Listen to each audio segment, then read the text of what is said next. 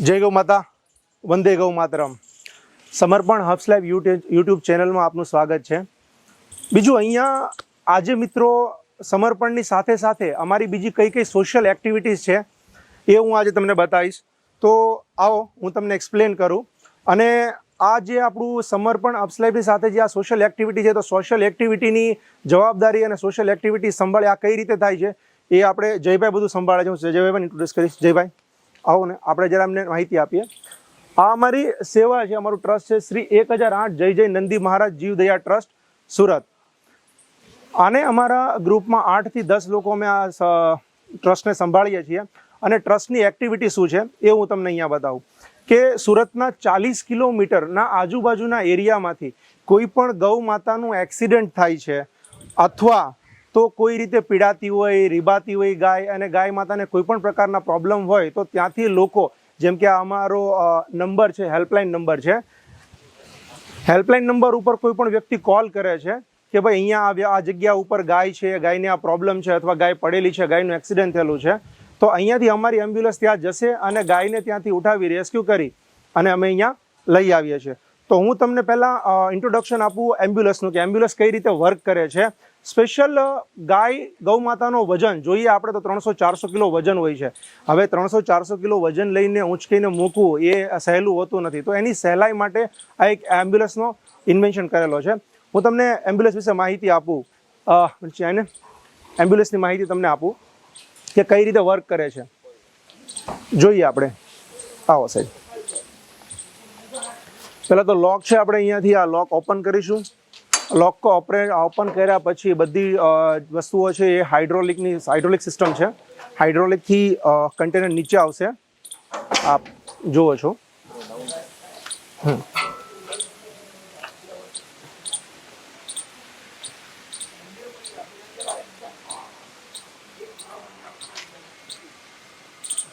હાઇડ્રોલિકથી આ નીચે આવશે. જેટલી જરૂરિયાત હોય એટલી આપણે એમને નીચે લઈએ છીએ. હવે કોઈ ગાય માતા અહીંયા છે તો એમને આપણે અહીંયા માણસોની મદદથી, કે જે ભાઈ આપણા ગૌ સેવકો છે અથવા તે આજુબાજુની સોસાયટીમાંથી જે કંઈ પણ વ્યક્તિ આપણને કોલ કર્યો હોય તો 4-5 વ્યક્તિઓ આપણી મદદ કરીને અહીંયા સુધી ચડાવે છે અને એનાથી આપણે ઉપર લઈએ છીએ. ઉપર કઈ રીતે વર્ક કરે છે આપણે બતાવીએ. એમ્બ્યુલન્સ ઉપર લો ને જયભાઈ.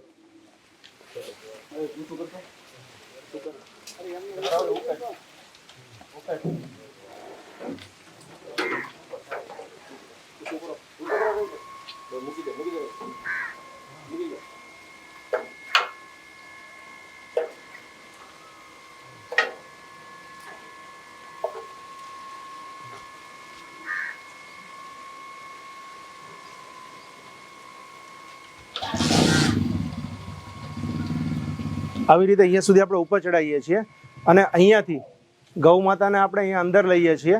અંદર લીધા પછી આપણે આ ડોર અહીંયાથી ક્લોઝ કરીએ છીએ. ડોર ક્લોઝ કરો. ડોર ક્લોઝ કરીએ છીએ. આ સાઈડથી હવે કોઈ નાનું વાછડું સાથે હોય એમની, કે કોઈ ગૌ માતા છે તો આગળ ડૉક્ટરોને જવા માટે, એમની સારવાર માટે અહીંયા પણ એક આગળ ડોર આપણે આપેલો છે, એ જોઈશું. આગળ આ સાઈડ આપણે અહીંયા ડોર આપેલો છે કે બેઝિક સારવાર માટે, કે જેમ કે ત્યાંથી આપણે ગાય માતાને રેસ્ક્યુ કરીએ છીએ તો કોઈ ઇમરજન્સી ઇન્જેક્શનો આપવા, પેન કિલર આપવા કે કોઈ પણ વસ્તુ આપવા માટે ઇમરજન્સી સારવાર માટે અંદર લીધા પછી અહીંયાથી આપણે એને ઇમરજન્સી સારવાર આપી શકીએ છીએ. એવી અત્યારે આપણી પાસે 2 એમ્બ્યુલન્સ છે. એક આ એમ્બ્યુલન્સ છે અને બીજી એમ્બ્યુલન્સ આપણી આ છે. આપણી આ જૂની એમ્બ્યુલન્સ છે અને આ જે હમણાં આપણે નવી એમ્બ્યુલન્સ બનાવી છે. હવે આ એમ્બ્યુલન્સની અંદર જેમ કે ઘણા બધા લોકોનો સાથ સહકાર હોય છે, કોઈ તન મન ધનથી સેવાઓ આપે છે.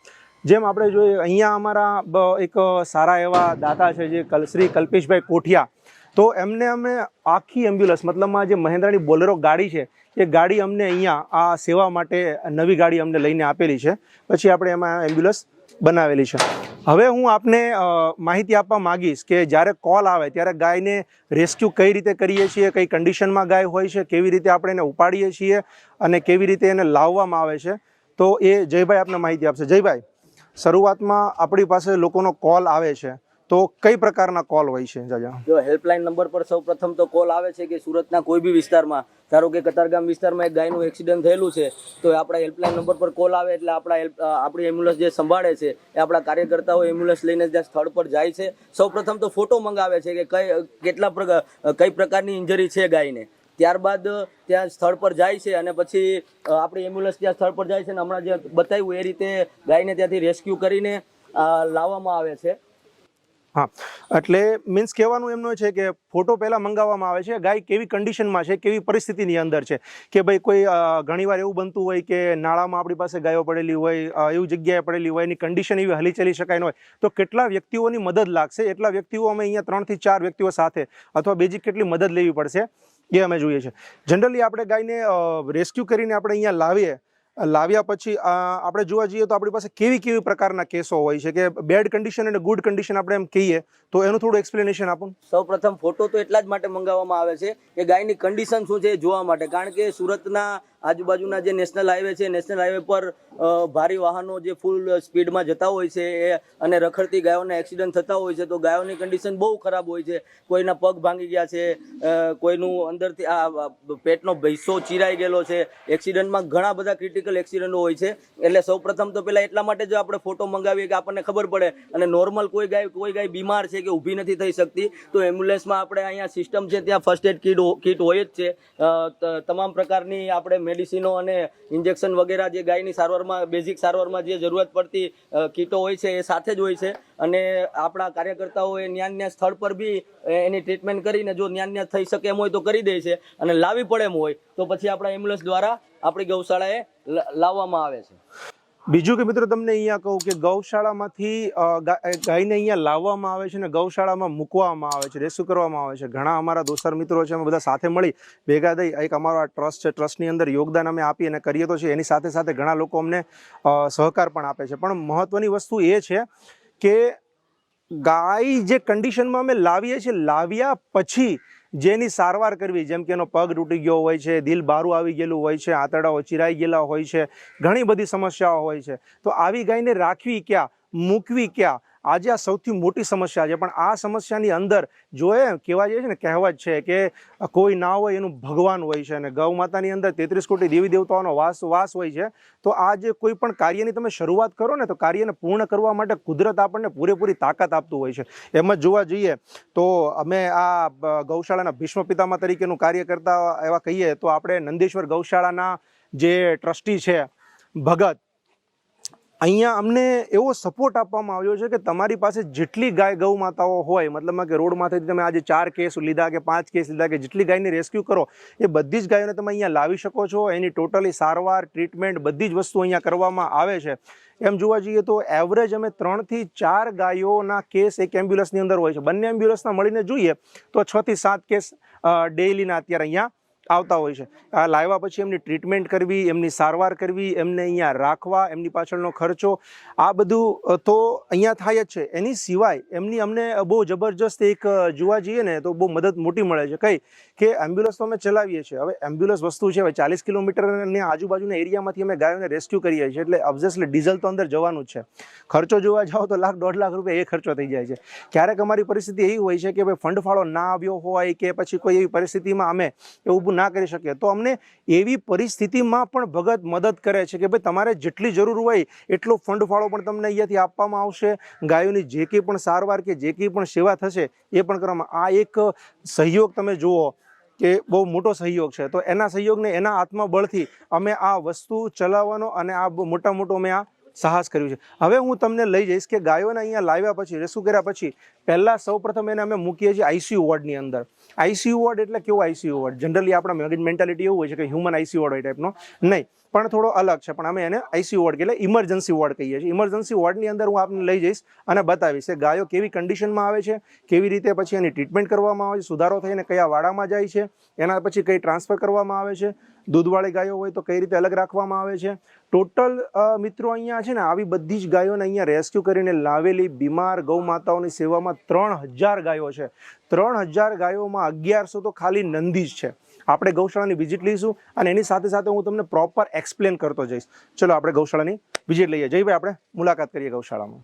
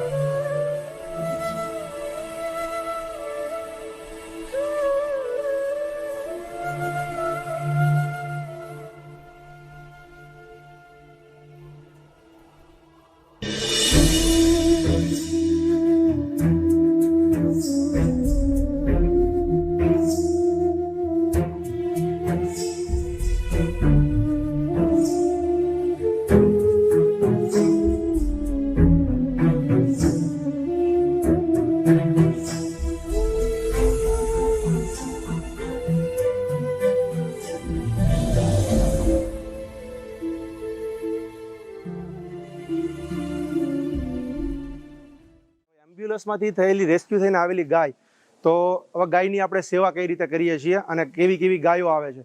તો સૌપ્રથમ ગાયોને પહેલાં આ વોર્ડમાં લેવામાં આવે છે અને આ વોર્ડમાં લેવા તો તમે અહીંયા પરિસ્થિતિ જોઈ શકો છો ગાયની કે કેવી કેવી ગાયો છે. આવો જય ભાઈને ભગત. અહીંયા જુઓ છો કે આ વોર્ડ એક આઈસીયુ વોર્ડ તરીકે ઓળખાય છે કે ગાય જ્યારે રેસ્ક્યુ થઈને આવે એટલે પહેલાં અહીંયા જ લેવામાં આવે છે. આ બધી જ ગાયની તમે પરિસ્થિતિ જુઓ છો કે કોઈના પગ નથી, કોઈના 2 પગ કપાઈ ગયેલા છે, કોઈના પૂંછડામાં તકલીફ છે, કે આ એવી ગાયો છે કે જે પોતાના પગભર ઊભી નથી થઈ શકતી. તો અહીંયા તમે કામગીરી જુઓ છો કે એમને જે બેઠી જગ્યા ઉપર આ નીણ, ચારો, પૂળો બધું કરવામાં આવે છે કે પાણી ને બધી જ વ્યવસ્થા કરવામાં આવે છે. હવે એક્ઝામ્પલ તમને આપું તો આ ગાયની પરિસ્થિતિ તમે જુઓ. હવે આ ગાયની પરિસ્થિતિ કેવી છે કે પોતાની જાતે પડખું ફરી શકે એવી કન્ડિશન નથી. તો ગાયને એક જ જગ્યા ઉપર પડી રહે તો ત્યાં વધારે મતલબમાં સડો બેસવાનો કે ગરમ થવું કે તકલીફ, જેમ કે આપણને પણ એ તકલીફો પડતી હોય છે. તો અહીંયા દિવસની અંદર કેટલી વાર ગાયોને પડખા ફેરવવામાં આવે છે સપોર્ટ માટે. આ એક આપણે તકિયા જેવું અહીંયા બનાવેલું છે, સપોર્ટ આપવામાં આવે છે. ઘણી બધી ગાયોને આપણે સપોર્ટ એ રીતે આપેલો છે. હવે આપણે આજે બધી વાત કરીએ તો હવે થોડીક ભગત પાસેથી આપણે માહિતી લેશું કે ભાઈ આ ગાય આવે તો કેવી કેવી કન્ડિશનમાં, કેમ કે તમને તો આટલા બધા વર્ષોનો બહોળો અનુભવ હશે. તો આપણી ભાઈ કેવી કેવી પ્રકારના કેસ આવે છે અને એમાંથી કેટલા કેસો બચતા હોય. બહુ કોમ્પ્લિકેટેડ જ હોય છે કેસો. તો અહીંયા આવ્યા પછી ગાય બચી જાય એ બહુ મહત્વની વસ્તુ હોય છે, બરાબર છે. તો હવે આપણે થોડું એમને પછી સાંભળીએ કે અહીંયા આપણી પાસે કેસ આવે, કેવા કેવા કેસો આપણી પાસે આવે છે, કેવા પ્રકારના અહીંયા હોય છે, એ આપણે થોડું ભગત પાસેથી માહિતી લઈએ કે અહીંયા એમ્બ્યુલન્સમાંથી આવે તો કેવી કેવી પ્રકારના, આપણે આટલા વર્ષનો અનુભવ છે એટલે કેવા કેવા કેસો આપણી પાસે આવે છે અને કેવી કેવી રિઝલ્ટ મળે છે આપણને. લગભગ એવું કહેવાય કે ભાઈ જે જીવી ન શકે એવા સિલાઈ એક્સિડન્ટ જેવા કેસ આવે. 21મી સદીનું પરિણામ જે છે એ ગાયોમાંથી ઉતર્યું છે. 100%ની વાત છે. અને ઝડપી યુગમાં વધારે વધારે દુઃખી ગાય થઈ છે, એટલે મૂંગા પશુ પક્ષીઓ ઓછા છે. પણ અને એ દાદા વધારે કે ભાઈ બીમાર પીડા છે એ તો અહીંયા આવે છે. પણ જે દુઃખની વાત એ છે કે લોકોને જે પોતાનો સ્વાર્થ પૂરો થઈ ગયો ને હારી જે ગાયો કે ભેંસો જે આવે છે એ માલિકના મનમાં એવું થયું કે આ ડિસીઝ હતી એટલે એક ક્ષણે એ મરી ગઈ છે. આ તો કદાચ 15 દિવસે મરશે. બીમાર જે ઢોર આવે, હાથ પગ ભાંગેલા તૂટેલા આવે, એ ગાય તો કદાચ 15-20 દિવસ જીવે. પણ એના માલિકને જ્યારે નજરમાંથી ઉતરી ગઈ અને હારી જે ગાય આવે છે એના મનમાં, માલિકના મનમાં એમ થયું કે નજીસ હતી, એ જ ક્ષણે એનું મૃત્યુ થઈ ગયું. સમજી લો, આટલો સ્વાર્થીલો જગત છે આ. 100% સાચી વાત છે એમની, અને એમની વાતથી હું સહમત છું. જો આપણે જોવા જઈએ કે જ્યારે ખેડૂતોનો સ્વાર્થ પૂરો થઈ જાય એટલે બળદોને પાંજરાપોળમાં મૂકી દેતા હોઈએ છે, બરોબર છે. અને બીજું કે અહીંયા બીમાર ગાયો તો આવે છે, સમજ્યા કે રોડમાંથી એક્સિડન્ટ થયો, બીમાર થઈ ગાયો તો આવવાની છે. પણ જે લોકોનો સ્વાર્થ પૂરો થઈ જાય કે ગાય દૂધ દેતી બંધ થઈ જાય એટલે રોડ માથે મૂકી દેવાની.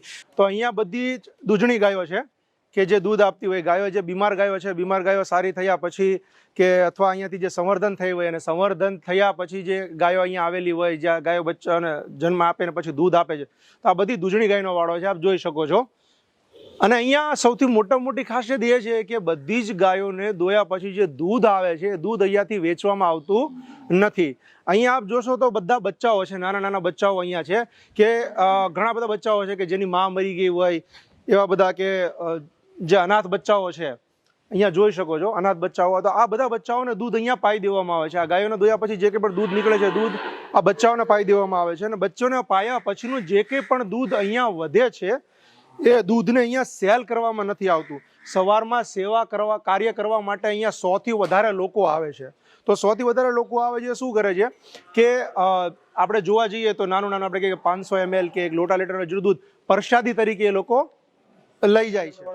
આ વાળાની અંદર જેટલી બધી આ ગાયો છે, ગાયો અથવા નંદીઓ છે, બધા 3 પગવાળા છે. 3 પગવાળા દેટ મીન્સ કે જેનો એક પગ છે જ નહીં, અથવા તો એના ખરીમાં પ્રોબ્લેમ હોય કે પછી એક પગ ભાંગી ગયેલો હોય, મતલબ આ 3 પગ છે. જેમ આપણે જોઈ શકો છો આ નંદી મહારાજના 3 પગ છે, પગ નથી. આ વાળાની અંદર પેલા પણ તમે જોઈ શકો છો તો આ વાળાની અંદર બધી જ 3 પગવાળી ગાયો છે. હવે આપણે જઈશું જનરલ વોર્ડની અંદર.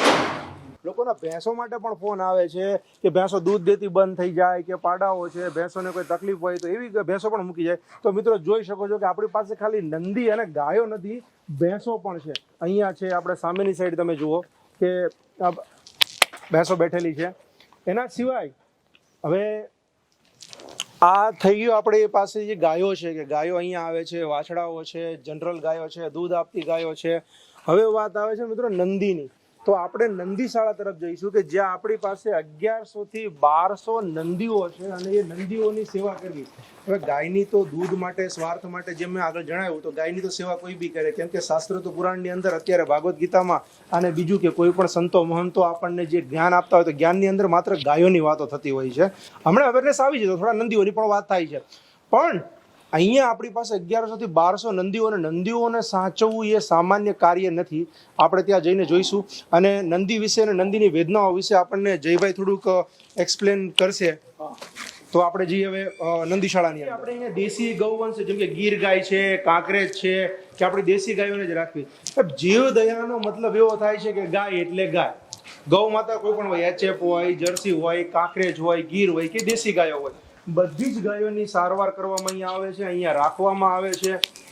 હવે એક આપણો દ્રષ્ટિકોણ છે કે ગાય એટલે આપણે અહીંયા ઇન્ડિયામાં કેવું છે કે ભાઈ ગાયનો પ્રશ્ન, ગાયનું નામ આવે એટલે આપણા મગજની અંદર, કે આપણે ગુજરાતમાં રહીએ છીએ તો ગીર ગાયની છબી આપણને સામે આવવાની છે. જેમ કે ઉત્તર ગુજરાત છે તો ત્યાં આપણને કાંકરેજ ગાયની છબી એકદમ સામે આવવાની છે. 400 નંદીઓ આ વાડાની અંદર છે.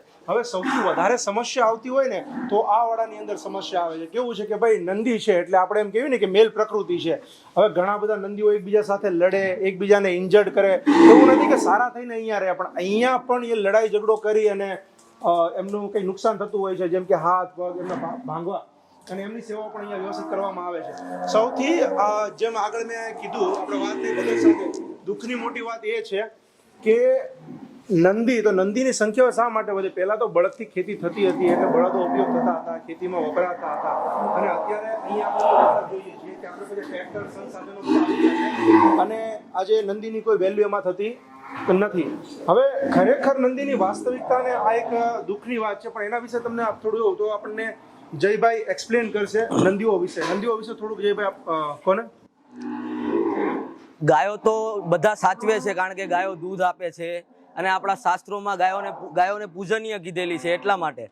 પણ આ નંદી મહારાજનું શું? આપણે જોતા હોઈએ છીએ કે આપણે શંકર ભગવાનના મંદિરે જઈએ ત્યાં આગળ જ પોઠિયો છે. એ પોઠિયાને આપણે આપણી ઈચ્છા વ્યક્ત કરીએ એના કાનમાં, અને કહેવાય છે કે એના કાનમાં આપણે આપણી ઈચ્છા વ્યક્ત કરશું તો આપણી ઈચ્છા પૂરી થશે. પણ શું કામની એ ઈચ્છા આપણે વ્યક્ત કરીએ પોઠિયા પાસે? જીવતા નંદી, આપણી ધરતી પર આ જીવતા નંદી જ દુઃખી છે.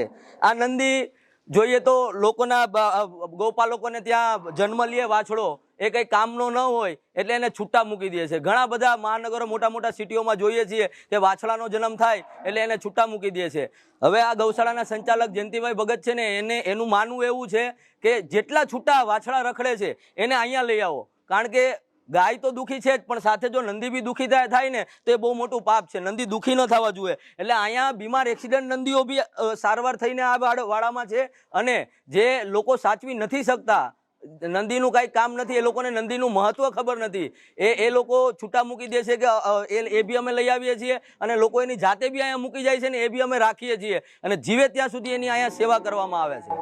બહુ જયભાઈ બહુ સરસ વાત કરી. એના પરથી હું તમને એક એક્ઝામ્પલ આપું કે આપણે ગામડે બધું કેવું, તો અમે રિપોર્ટને રિસર્ચ કરેલું છે કે એક જગ્યા ઉપર ગાય બાંધેલી હોય અને ત્યાંનો આભા મંડળને વરા રિપોર્ટ કરવામાં આવે, અને એની સાથે જો નંદી બાંધવામાં આવે, જેમ કે આપણે શિવ અને શક્તિનું સ્વરૂપ કહીએ છીએ બંનેને, કે ભાઈ શિવ, જેમ આપણે કહીએ કે જે આ ઇલેક્ટ્રિકનો તાર અહીંયાથી નીકળેલો છે, તો તારની અંદરથી વીજળી અલગ છે અને તાર અલગ છે, ત્યાં સુધી પહોંચવા માટે એ વાહક છે.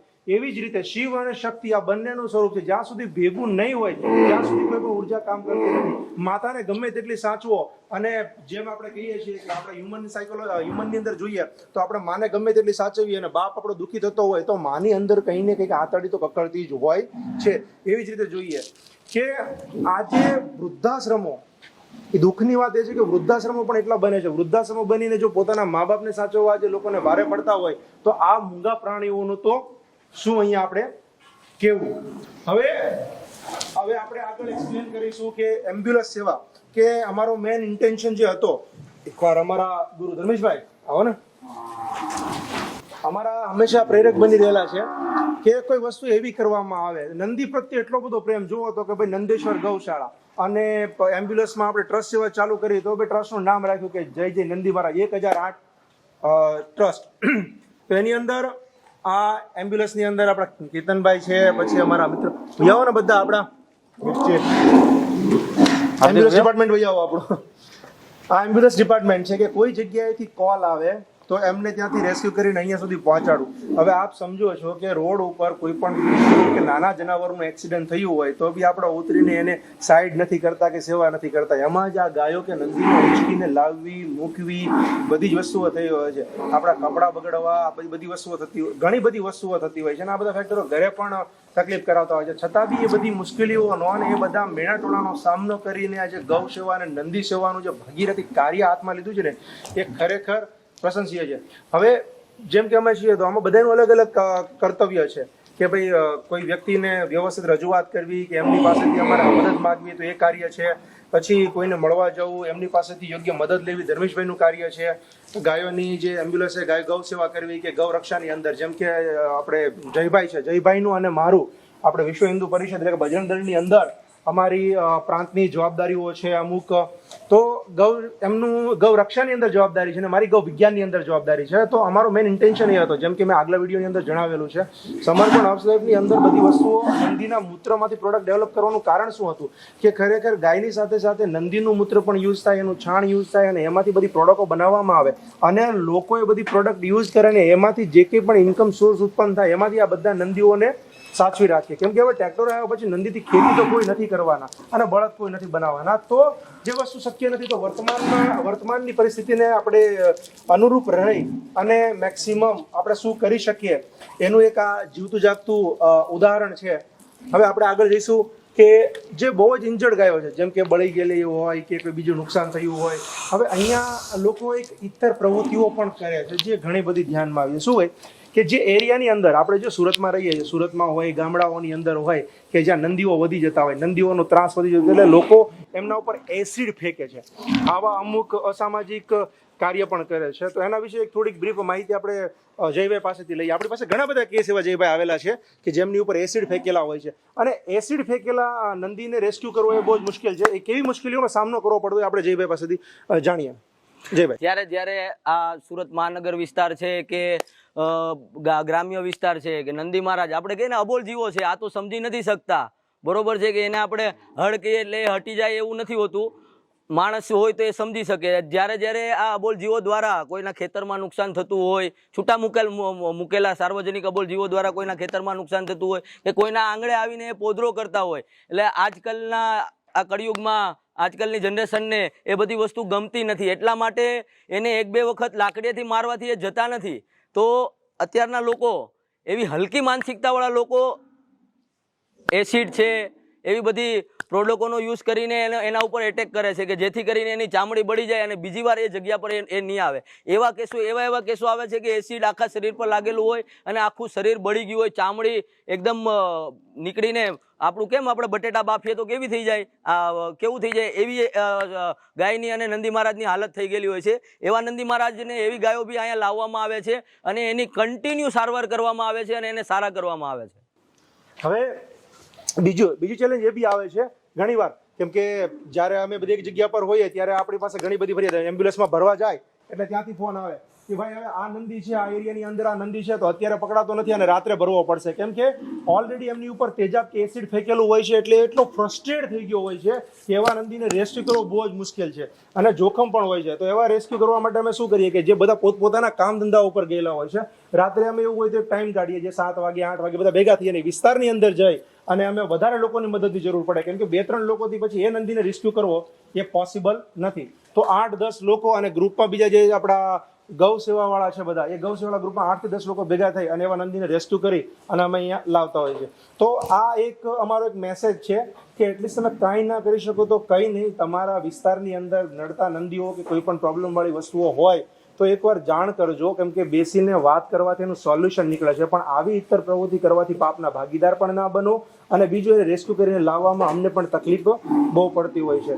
તો એવું નથી કે તમે પૈસાથી કે બીજી સેવાઓથી અમને સહયોગ આપો, પણ સહયોગ એ પણ આપો કે આવી કોઈ ઇતર પ્રવૃત્તિઓ ના થાય અથવા કોઈ કરતું હોય તો એને અટકાવવો, એની જાણ કરવી અથવા એમ્બ્યુલન્સને ફોન કરીને જ્યારે ગાયો ભરવા માટે અમારા ગૌ સેવકો આવે છે તો ખાલી કે શું કહેવાય કે ભાઈ થોડોક સપોર્ટ આપો અમને કે જે ગાયને ઉઠાવીને મૂકવામાં 4-5 વ્યક્તિઓ ભેગા થાય અને એટલો સપોર્ટ કરે. આપણે હિન્દુ સંસ્કૃતિને હિન્દુ ધર્મની વાત કરીએ છીએ, ક્યારેક તો એટલી મુશ્કેલીઓ થાય છે કે આપણા હિન્દુના જ એરિયાઓમાં, આપણા જ સૌરાષ્ટ્રની અંદર આ ડિસ્ટ્રિક્ટની અંદર ગાયો ભરવા જઈએ અને 5 લોકો મદદ કરવા નથી આવતા. તો એક અમારો એ મેસેજ છે કે આવા ભાગીરથી કાર્યની અંદર જો ઓલું કહેવાય ને ફૂલ નહીં તો ફૂલની પાકડી દઈએ આમ, એટલે તમારો તનથી સહયોગ આપો, એવી ગાયો ભરવામાં, રેસ્ક્યુ કરવામાં અમને મદદરૂપ તમે થાઓ, એવી અમારી નમ્ર વિનંતી છે. આવું આગળ આપણે તમને હું આગળ એક્સપ્લેન કરું છું કે પ્રોપર આ બધી પદ્ધતિઓ કઈ રીતે ચાલે છે, શું કરી શકાય ને શું ના કરી શકાય. આ બધાના સાથ અને સહકારથી આપણી સંસ્કૃતિના 4 પાયાઓ છે. કોઈ પણ વસ્તુ છે ને 4 પાયાઓ ઉપર નિર્ભર હોય: ગૌ, ગંગા, ગાયત્રી અને જ્ઞાન. આ 4 વસ્તુથી બધી વસ્તુઓ મદદરૂપ થતી હોય છે. આપણે પાપ ધોવા માટે અથવા તો એટલું બધું મહત્વ, અહીંયાથી હજારો કિલોમીટર ગંગાની અંદર સ્નાન કરવા જઈએ છીએ. આ ગૌ છે એ ગંગા જ છે. ગૌ, ગંગા અને ગાયત્રી આ ત્રણેયનું સંગમ ગૌશાળાની અંદર છે. મિત્રો, તો આપના સાથ સહકારની અભિલાષા અમે જરૂરથી રાખીએ છીએ. હવે આગળ આપણે જોઈએ કે આનું મેનેજમેન્ટ કઈ રીતે કરવામાં આવે છે, કેવી રીતે કેવી મુશ્કેલીઓ આવતી હોય છે અને કેવા લોકો અમને આપણને 4 વર્ષ પહેલા એસિડ એટેક છે. અને આની સાથે સાથે બીજા જે નંદી મહારાજો જેની પર એસિડ એટેક થયા અત્યારે ત્યાં ભેગા છે, એનું પણ હું આપને એક્સપ્લેન કરીશ અને બતાવીશ કઈ રીતે એસિડ એટેક થાય છે અને એસિડથી કેટલી ઇન્જરી થાય છે અને કેટલું એ ડેમેજ થાય છે. ઇન્જરી તો ઘણી બધી હતી, અત્યારે ગૌ માતામાં ઘણી બધી રિકવરી પણ આવી ગઈ છે અને એને બચ્ચાને જન્મ પણ આપ્યો છે અત્યારે. હવે અહીંયા તમને બીજી વાત કરું તો આ બાજુ આપણે ફોકસ કરીએ, બળદ ઉપર ફોકસ કરીએ આપણે. હવે બળદ અહીંયા છે તો બળદનો પણ અમે યુટિલાઇઝ કરીએ. અમે શું કર્યું છે કે અહીંયા આપણે અત્યારે ક્રેઝ ચાલે છે કે ગાડાની અંદર જાન જોડવી. આપણે જે જૂની આપણી પેલી સંસ્કૃતિ હતી કે ગાડાની અંદર જાન જોડીને જતા હતા, તો આજે એ સંસ્કૃતિ પાછી આવી છે. ઘણી જગ્યાઓ ઉપર આપણે રોડ રસ્તા ઉપર જોવા મળે છે ગાડાની અંદર વરરાજાઓ જાન જોડીને જાય છે. તો એક નંદીને આપણે કઈ રીતે યુટિલાઇઝ કરી શકીએ અને એમાંથી સોર્સ ઓફ ઇન્કમ ઊભો કરીને એનો ભરણ પોષણ કઈ રીતે કરી શકીએ, એ એક સ્વનિર્ભર બનાવવા માટેના આપણા પ્રયાસો છે. એમાં બળદ છે, આપણી પાસે ગાડું પણ છે અને ગાડું આપણે ભાડે આપીએ છીએ, જેનું નોમિનલ ભાડું કેટલું હોય છે જયભાઈ આપણું લગ્ન પ્રસંગની અંદર? નોમિનલ ભાડું ઓમ આપણે જોવા જઈએ તો બગીવાળા 20 થી 25 હજાર રૂપિયા ભાડું લે છે, પણ આપણી સંસ્કૃતિનો બી બચાવ થાય અને નંદી મહારાજનો બળદનો બી બચાવ થાય એના માટે આપણે મિનિમમ ભાડું 11,000, ધાર્મિક પ્રસંગ હોય તો 5,000 અને એવા કોઈ પ્રસંગો હોય કે જેમાં સાવ ફ્રી. ધ્યેય ખાલી એક જ કે નંદી મહારાજ બચવા જોઈએ અને લોકોમાં જાગૃતતા આવી જોઈએ. અત્યારે આપણી પાસે કેટલા હશે? 2 ગાડા છે કે? આપણી પાસે હાલમાં 2 ગાડા છે.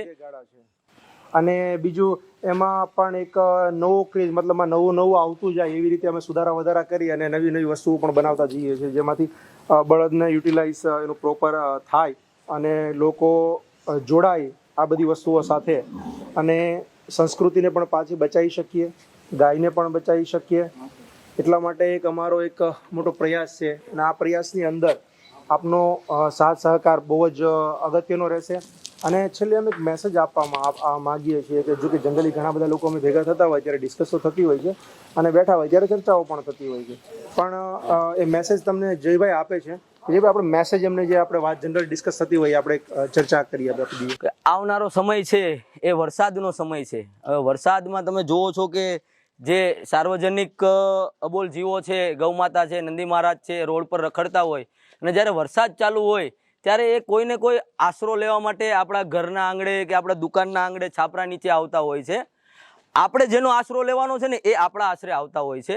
તો કહેવાનો મતલબ એવો જ છે કે જ્યારે આપણા આશરે આવે ને ત્યારે હલકી માનસિકતાવાળા લોકો છે ને એને લાકડી દ્વારા મારીને કાઢે છે કે એના આંગણે પોદરો ન કરી જાય. પણ મારું માનવું એવું છે કે અમારા ગ્રુપનું માનવું એવું છે કે તમે નસીબદાર છો, એ તમારા આંગણે આવે છે.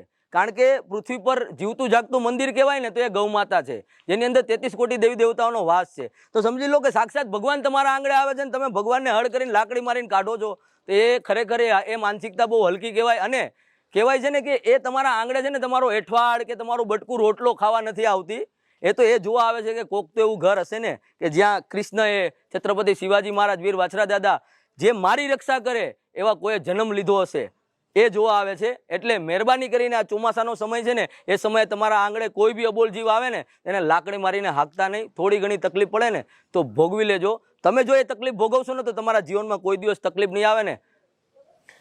જનરલી વાત અમે જ્યારે બેઠા હોઈએ ને બધા ગ્રુપમાં ત્યારે ચર્ચા તો થતી જ હોય, એની સાથે સાથે અમે જ્યારે મતલબ કોઈ પ્રસંગ એવો હોય કે જ્યારે બધા ભેગા થતા હોય તો વખતે ચર્ચા થતી જ હોય.